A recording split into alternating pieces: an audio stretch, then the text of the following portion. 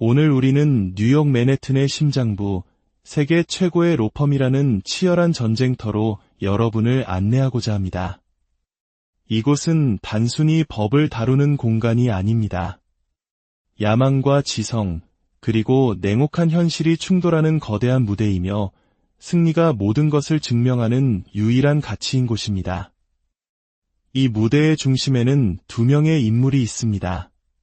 한 명은 전설적인 승률을 자랑하며 자신만의 규칙으로 게임을 지배하는 최고의 변호사, 하비 스펙터입니다.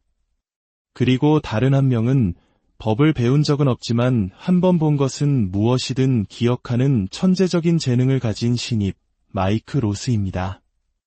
오늘 우리가 들려드릴 이야기는 단순한 상사와 부하 직원의 대화가 아닙니다. 인생의 스승이 흔들리는 제자에게 던지는 때로는 칼날처럼 차갑고 때로는 망치처럼 묵직한 가르침에 대한 기록입니다.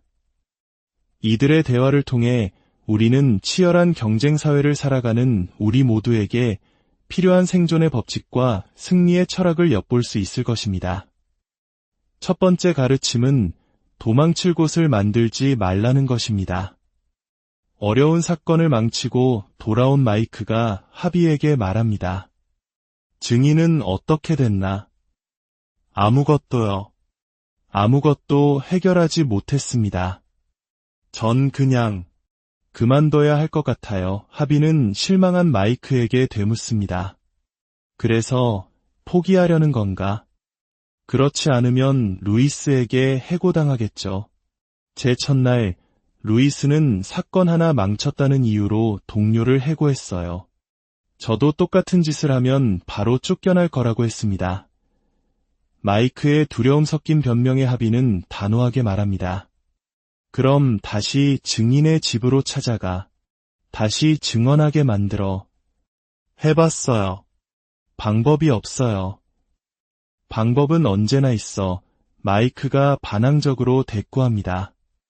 그럼 당신이 가서 설득해 보시죠. 내가 망친 일이잖나. 마이크는 억울함을 토로합니다. 적어도 루이스에게 저를 위해 맞서 싸워줄 수 있는 거 아닙니까? 바로 그 순간 하비는 마이크의 가장 깊은 곳에 숨겨진 나약함을 꿰뚫어 봅니다. 자네를 위해 맞서 싸우라고? 난 이미 자네를 위해 내 모든 걸 걸었어. 그런데 알고 보니 자네는 이 일을 얻을 배짱은 있었을지 몰라도 일이 힘들어지자 버텨낼 용기는 없었던 거야.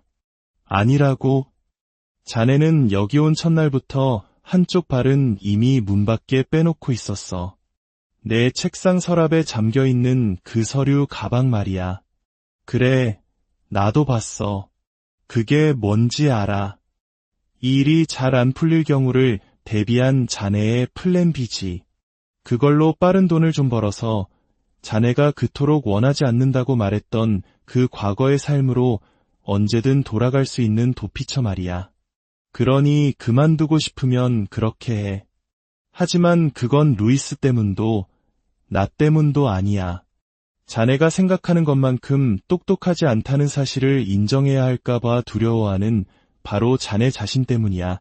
두 번째 가르침은 선택의 본질을 이해하라는 것입니다. 또 다른 위기 상황. 마이크는 자신이 어쩔 수 없는 선택을 했다고 항변합니다. 이건 제 잘못이 아니에요. 루이스가 시킨 일이라고요. 하비는 비웃으며 말합니다. 루이스가 그랬다고? 그가 내 머리에 총이라도 겨눴나? 네, 그랬어요. 약물 검사지를 꺼내 들었고 전 불합격했죠. 그리고는 새로운 고객을 유치하는데 협조하지 않으면 해고하겠다고 협박했습니다. 선택의 여지가 없었어요. 하비는 마이크의 어리석음을 일깨웁니다. 누군가 내 머리에 총을 겨누면 선택지가 뭐라고 생각하지? 무슨 말씀이세요?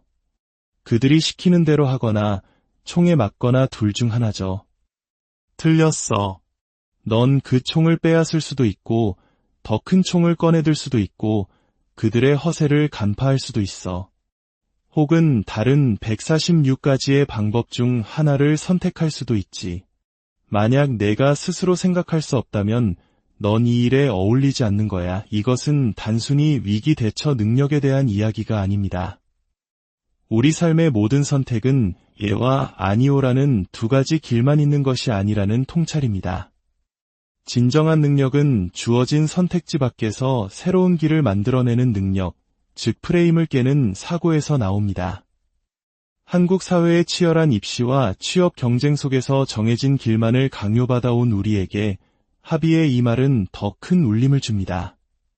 세 번째 가르침은 게임에 보이지 않는 규칙을 파악하라는 것입니다. 마이크는 신입 변호사 환영 만찬과 같은 사소한 행사를 준비하며 불평합니다.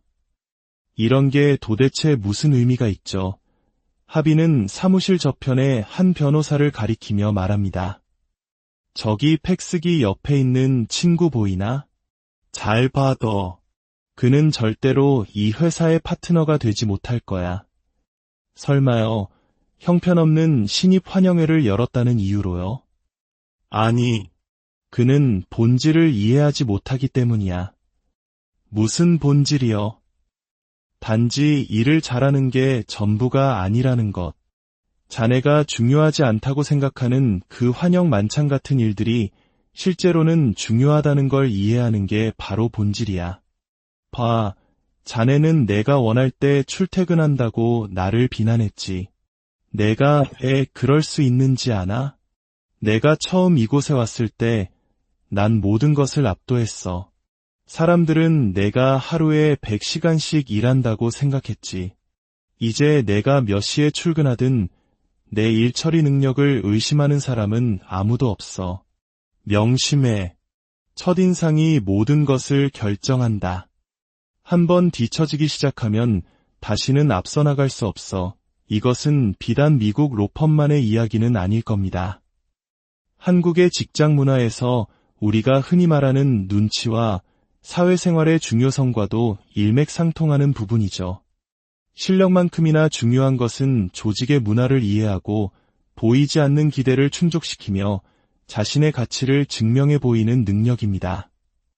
네 번째, 그리고 가장 중요한 가르침은 바로 충성심의 무게입니다. 하비에게 충성심은 단순한 의리가 아닙니다. 그것은 절대적인 신뢰이자 흔들리지 않는 관계의 근간입니다.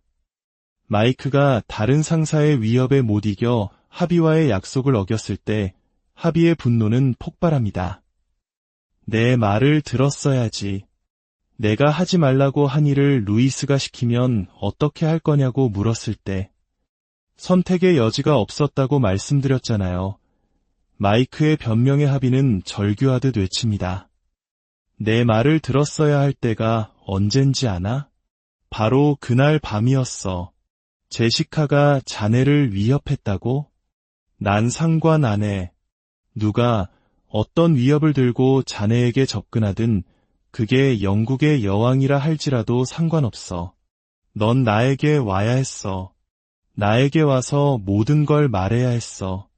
그게 바로 빌어먹을 충성심이라는 거야. 이 대화에서 우리는 하비라는 인물의 핵심을 엿볼 수 있습니다. 그는 자신을 믿고 따르는 사람을 위해서라면 세상과도 맞서 싸울 준비가 되어 있는 인물입니다. 그가 요구하는 것은 단 하나, 절대적인 신뢰와 솔직함입니다. 문제가 생겼을 때 혼자 끙끙 앓는 것이 아니라 가장 먼저 자신을 찾아와 모든 것을 공유하는 것. 그것이 하비가 정의하는 진정한 팀이자 관계의 시작입니다. 마지막으로 하비는 승리자의 철학을 온몸으로 보여줍니다. 그의 말 한마디 한마디는 단순한 자신감을 넘어 세상을 대하는 태도 그 자체입니다. 나는 꿈을 꾸지 않아. 나는 목표를 세우지. 그리고 그 목표를 이루면 다음 목표로 나아갈 뿐이야. 사람들은 내가 운이 좋았다고 말하지. 하지만 운 좋은 놈들은 항상 다른 사람들이 운이 좋다고 생각해. 난 운에 기대지 않아. 내 운은 내가 직접 만들어. 나는 확률 게임을 하지 않아. 나는 사람을 상대하지. 존중은 요구하는 게 아니야. 얻어내는 거지. 때로는 착한 사람도 나쁜 놈들을 벌하기 위해 나쁜 짓을 해야 할 때가 있어 하비 스펙터의 방식은 때로는 냉정하고 가혹하게 들릴지 모릅니다. 하지만 그의 말 속에는 치열한 프로의 세계에서 살아남고 결국에는 승리하기 위한 확고한 철학이 담겨 있습니다. 그는 우리에게 묻습니다. 당신은 그저 그런 좋은 사람으로 남을 것인가? 아니면 때로는 손에 흙을 묻히더라도 결과를 만들어내는 승리자가 될 것인가? 여러분은 어떤 종류의 변호사, 아니, 어떤 종류의 사람이 되고 싶으신가요? 그리고 여러분의 삶에서 충성심과 승리는 어떤 의미를 가지고 있습니까? 하비와 마이크의 이야기는 오늘 우리 자신에게 중요한 질문을